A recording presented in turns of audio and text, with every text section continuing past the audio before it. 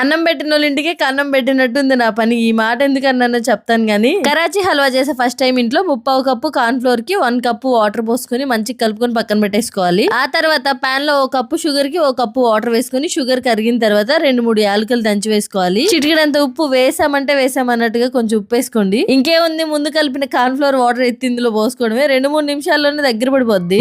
మధ్యలో నెయ్యి వేసుకుంటూ నెయ్యి మొత్తం పైకి తేలేంత వరకు కలుపుకుంటూ ఉండడమే. నెయ్యి బయటకు వదిలిన తర్వాత నేతిలో ఫ్రై చేసుకున్న బాదం పప్పు, జీడిపప్పు ముక్కలు, కొంచెం ఫుడ్ కలర్ వేసుకొని మంచిగా కలిపేసుకుంటే మన కరాచీ హల్వా రెడీ. ఆ అన్నము కన్నము అనేది చెప్పాను కదా, అది ఎందుకన్నానంటే నాకు యూట్యూబ్ నుంచి మనీ వస్తుంది కదా, అంటే అన్నం పెడుతున్నట్టే కదా. నేను ఆ యూట్యూబ్ నుంచి వంట నేర్చుకుని ఆ వంటను మళ్ళీ వీడియోలు తీసి యూట్యూబ్ లోనే పెడుతున్నా, అందుకని అన్నానులేండి. టేస్ట్ మాత్రం అదిరిపోయింది. మార్నింగ్ వీడియోలో చాలా మంది జ్యువెలరీ గురించి, హాఫ్ సారీ గురించి అడిగారు. రెండింటిని ట్యాగ్ చేస్తాను, కాకపోతే జ్యువెలరీ అంత క్వాలిటీ బాగాలేదు. ప్రైస్ 480 పడింది, చూసి తీసుకోండి. హాఫ్ సారీ మాత్రం అదిరిపోయింది.